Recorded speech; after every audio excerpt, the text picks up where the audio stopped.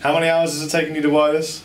25. 25 hours. Non-stop. Non-stop. He didn't sleep all night.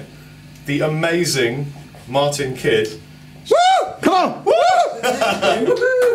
Yeah. This is Martin Kidd. So, the first video I ever made for the internet land, was on MySpace. It was that old. And it was me playing through an amplifier that this man designed. And it was one of the best tones I'd ever had in my life. And so I was absolutely over the moon when I was contacted by Martin Kidd and his new amplifier brand to be offered a signature amplifier. It's just a massive, massive honour and a privilege, and I can't, words fail me to express how exciting it is to be designing an amplifier with the guy that I think is the best amplifier designing, tweaking, blowing upping man in the world.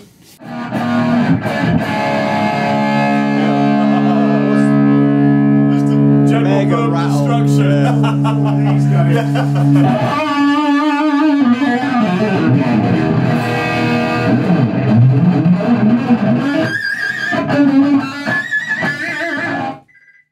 He didn't sleep all night. No, didn't.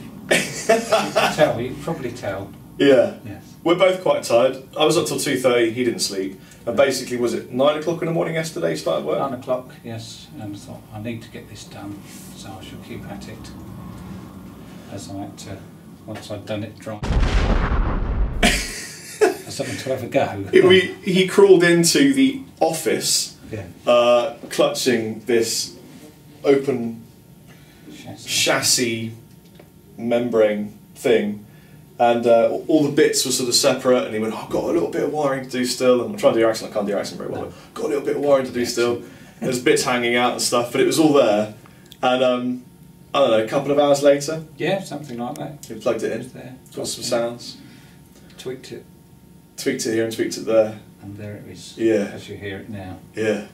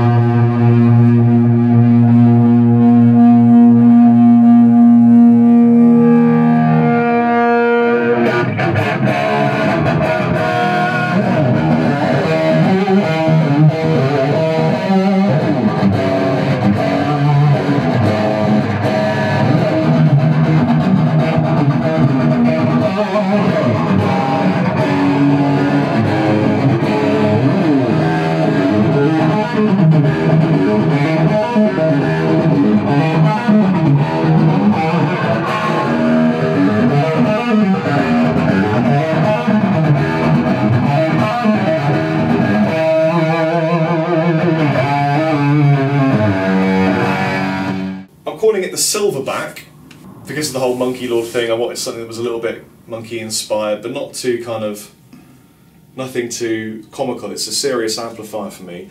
This is my signature amplifier. I'm not making it for anybody else. This isn't a collaborative amp. This isn't something that, you know, I'm doing for anybody other than the fact that I get the chance to make the best amplifier in the world for me, and it's a very selfish thing, and I'm enjoying every single second of the process, you know. Yeah, that's good fun. I'm enjoying it, believe it or not. Even though it took you 25 hours to make this one. I love every minute. Really? Yeah. So, we've done a few things differently inside here, haven't we? Yeah, well, I mean, you always draw on what you've done in the past. It's a good place to start, and then, but I've done a few things after a sort of a brief from your good self.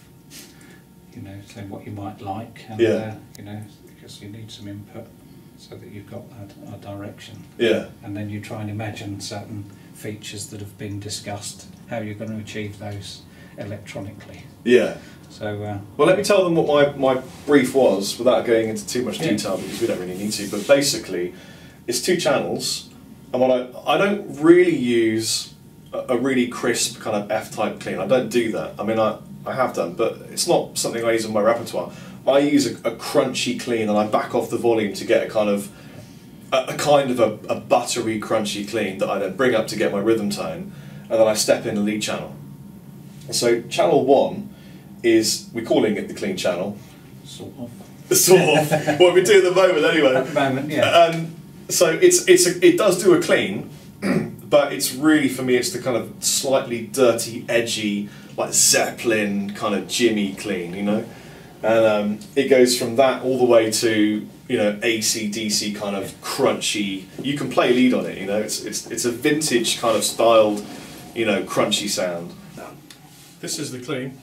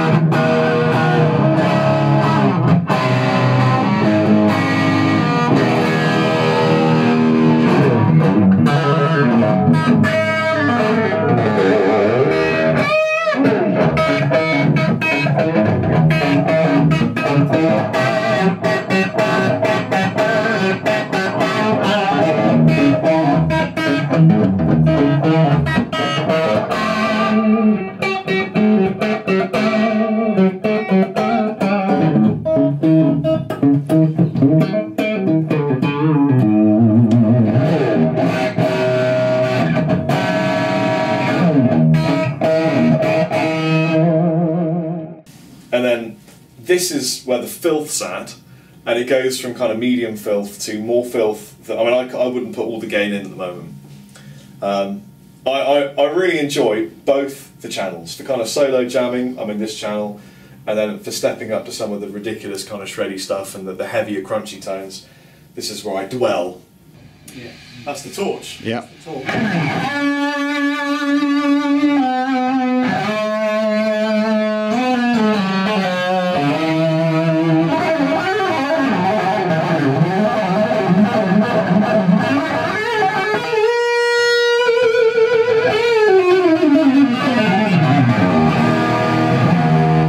Did you do anything differently with these channels from things you've done in the past? Or Sort of. that you can talk about on camera? Sort of that I can talk about on camera. Yes, I mean they're based on, you know, what you said you might like. Yes.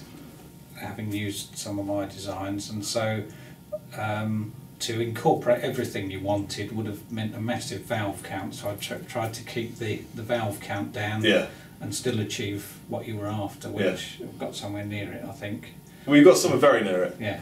We had a when we first plugged it, we warmed it up and kind of put it through this heat sink. What was it called? Oh, the power soak. Yeah. The power soak, just to kind of get it all crispy and make sure nothing was going to explode. Yeah. Which was a really cool process. Yeah, you need to do that. And then That's very brave. yeah, well, I'm not that brave. But we plugged the guitar in, and within 10 minutes, I hit one note, and it was like, that's it. There's that thing inside it that holds that note and then gives it that kind of harmonic sustain that, in a way that I love, like, just beyond anything else. We've got a couple of really cool features on there that sort of things that I really wanted to do that I don't think anyone else has done, really. One of the features was that we got this switch here. Now, it's currently kind of unnamed. That's probably... That's God on the phone to all of his ones. Currently it's called the Torch Switch, but we might change the name, I don't know. You know, could be anything, could be Dragon's Breath. Yeah, could be. And it's quite subtle at the moment, isn't it? It needs to be more of the same, I think. Yeah. Do you reckon? Well, the idea here was that, I mean, I've used sustainers in guitars and I've enjoyed the experience, but I really wanted something on the amp rather than something... By the way, it's upside down. We're not going to turn it around for you in editing because it's just, this is the way it is at the moment. But the idea here is that it's a non-latching foot switch, so I can be playing some lead with a really tight, focused, heavy sound, start playing some legato, and then hit a note, step on the switch, and it gives you access to a lot more of the preamp gain, and an EQ, like more mids, is that what you're doing? Yes, yeah, sort of more mids really, more upper mids, that's where it is. So what you get is like kind of, take your foot off and then you're back into playing lead, and it's awesome. It's a little bit subtle right now because I think you were worried about destroying the planet. Yes, well, it's always best to err on that side to begin with, and then, you know, if you want more, then, you know, there is more. Otherwise, you've then got to try and tame it if it goes berserk. I'd rather go the other way round and start off subtle and then go berserk. Martin Kidd, Taming the Beast since 1972. Something like that, yeah.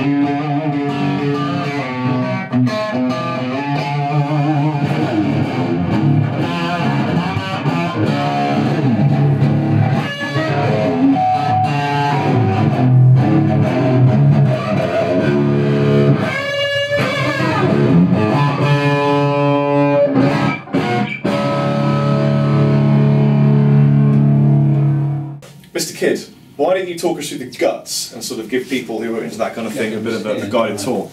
Well, I wanted to do a hand-wired amp, but with an amp of this nature, you've got to have some method of switching. And I have used in the past put relays on this sort of tag board or turret board upside down. But I don't like it, you know, I don't think it belongs, it doesn't, it looks a bit Heath Robinson, some people think it's character. So it's a hybrid thing where the power supply and any of the switching boards are a PCB, and they're a nice quality double-sided PCB. Nice and thick. Nice and thick, yeah. And then hand-wired for the preamp section. So everything to do with tone and sort of the sound is all hand-wired. Yeah. And in fact, this was all hand-wired by Mr. Martin Kidd over the last 25 hours. Ago. Yeah. In fact, some of this was hand-wired, you know, literally about 2 hours ago. Yes. This bit here is for the reverb, isn't it? It will be, yes. It will be for the reverb. We're going to have valve-powered reverb. We are indeed, yes. And that's incredibly exciting. Why don't you talk about the effects loops? Yes, there are two, and per your brief, there will be one for each channel, if you want, or two which you can switch independently. So if you want to have either two different chains of effects or a chain of effects and no effects, you can switch your effects out of the signal path if you want to. The reasoning for that was that sometimes, for example, I really like a very short delay on the sort of crunchy channel to give you that kind of southern, dirty kind of thing. But I wouldn't ever want that on the lead channel because it just clutters it and makes it kind of a bit too crowded. So you can have that there, switch over, and you've got it off, and you've got something else here that's like a longer delay, you know, 2 delay pedals, or just all sorts of things that you can do with 2 effects loops. And yeah, I think it's a really cool thing to have. Yeah, and it will be, as I say, it would either be what I call auto-assignable, so channel 1, the cleaner channel will be loop 1, and vice versa, channel 2 will be loop 2, or you can have a foot switch and switch between the two should you want to. It's 50 watts, switchable to 25. Ish, yeah, thereabouts, yeah. And we were playing with the bias. We were not sure, kind of like cathode or. Well, I had a hybrid bias system, which I think we fairly quickly agreed wasn't that successful. Got rid of it. Didn't take too long to get rid of because the lower power switch on the back seems to do the job. Yeah. I think.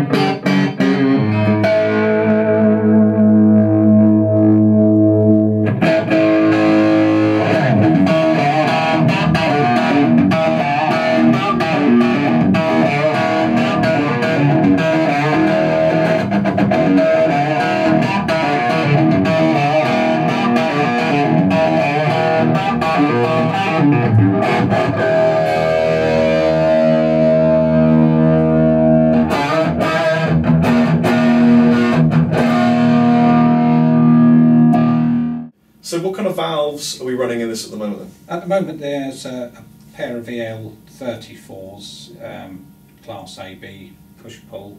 There is a bias switch which alters the bias voltage on the sort of top panel there at the back. So you can run a pair of 6L6s if you want to. So you can we're gonna mess around with the tones. Mess around, see what you think. Yeah. Yes. I'm taking this one maybe on tone. Is it going to be this one? Probably. Yeah. Yes. Once it's tidied up, so it's all yeah. functional. Yeah. I should explain that the front of this amp panel is paper, because one of my good friends behind us that we can't show you for legal reasons is we basically hadn't finished making this panel. It's going to be like blued metal, kind of hopefully sort of blow torched and sort of ripply blues and purples effects.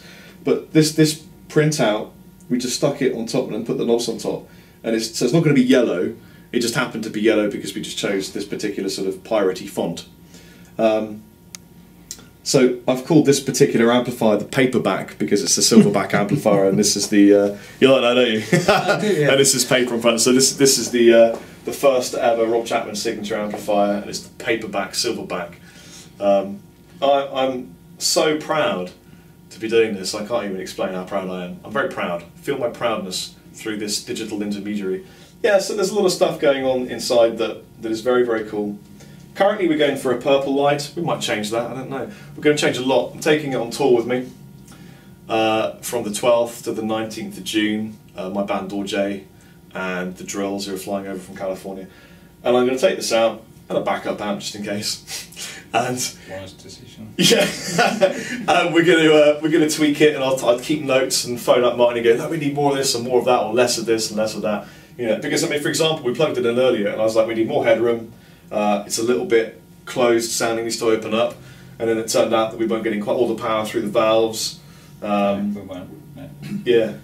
My bright ideas, but there you go. We did some tweaks. I went out for a sandwich, and I did some tweaks. It came back and it was perfect. So, you know, it's really, really exciting. I've got no idea how much this is going to retail for yet, so we're not even going to mention that, I don't think. And needless to say, though, it won't be what I would class an affordable amplifier. This is a very high-end, really nice piece of gear. It's just great to say that this is hand-wired in the UK. This particular one by Martin, others all in the UK, and it's going to be part of a range of amplifiers that Martin Kidd is bringing out. We can't tell you about a brand name yet, No. so that's all secret. Sorry about that. But it's very exciting, isn't it? It is. Oh yes. I think we've got a couple of other things working with the chassis. I took inspiration from a number of things, including Viking longboats and treasure chests, visually. It's not going to be a really flashy kind of bells and whistles looking thing. It's going to look kind of rugged, not relict, but sort of something that isn't bling but catches your eye in a nice way. We've got a couple of unique ideas, including a trapdoor on top, so that you can just pull the valves out, because something that bugs the crap out of me about valve amps is when you've got to unscrew the panel and take it off and then put your hand in, and then you've got like about 4 inches to pull the valve down, and then it's just annoying as hell. I mean, you must have spent years doing that. Yeah. Bang! So I wanted the trapdoor, twin handles on top, trapdoor, lift it up, and you just pull the tubes out, and then you can swap them over. So that's really exciting. We're also going to be engineering, or we are engineering, something that I want for the road. From experience, if you've got a number of bands on the bill, for example with the drills, we're going to be alternating the headline slot. When I set my tone and gain and reverb and malarkey, I don't want it touched. And it's very easy for someone to just knock a knob and it changes the setting, and I'm quite particular, especially in the studio. So we're making like a guard that will slot on top of the controls, leaving exposed the key ones like the volume and whatnot that you need to adjust, you know, every so often. And then when you don't want it, take it off and it'll just stick it on the back. Is that right? It'll just latch in the back. So it's like a little a guard that you can leave there. So you set your controls, get it all great, guard up, and then you can put it aside and it's just ready to go, you know, whenever you want to. So that's really cool. Yeah. It's got a trapdoor. It's got a blowtorch switch. Steady on. What I really like, if you wouldn't mind, since you made this, is if you just played a little bit of your awesome bluesy country stuff. Oh, that's nice. I think you must do. I must.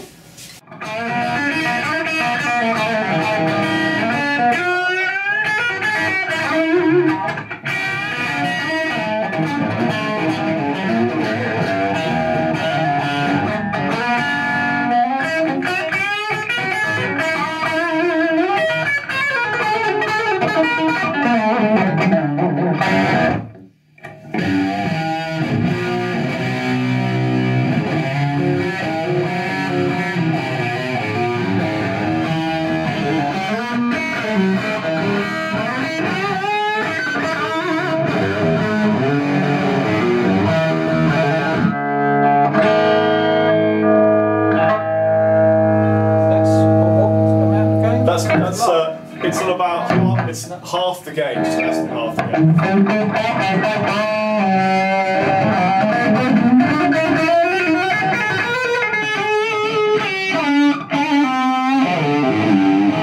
Workman. It sounds awesome, absolutely awesome.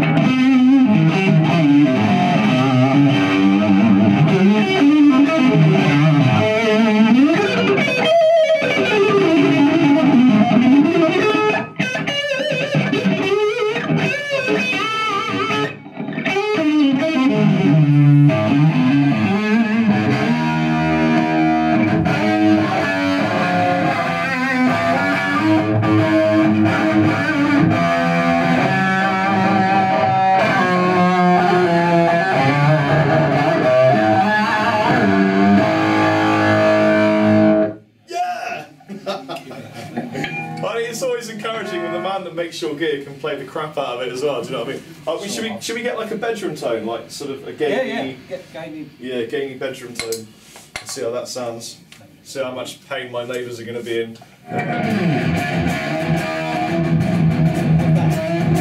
Wow.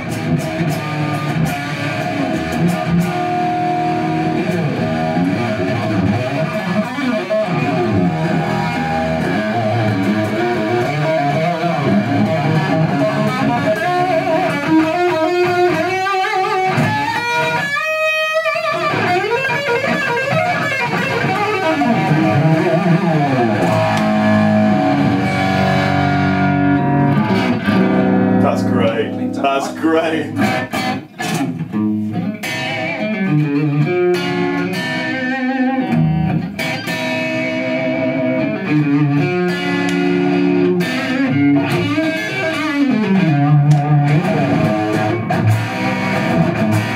That's really, really, really good.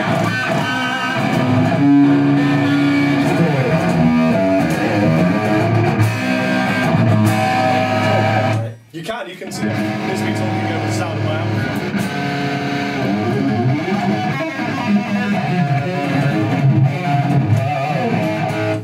And let's do the same thing. It's quite awkward changing controls of an amplifier upside down. But it's a good thing, because rather than looking at the control names and going, oh, I always have my mid here, you kind of have to do it by listening to the amplifier, which is a really good experience. So here's my vintage side, and I'm going to gun the gain.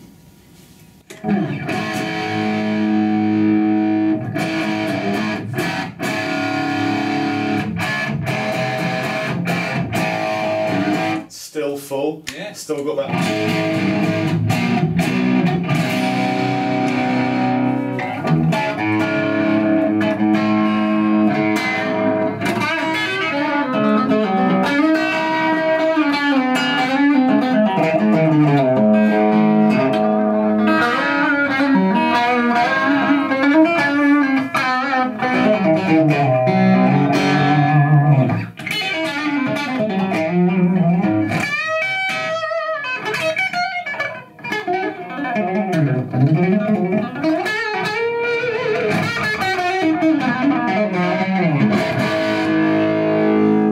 If I clean out a little bit.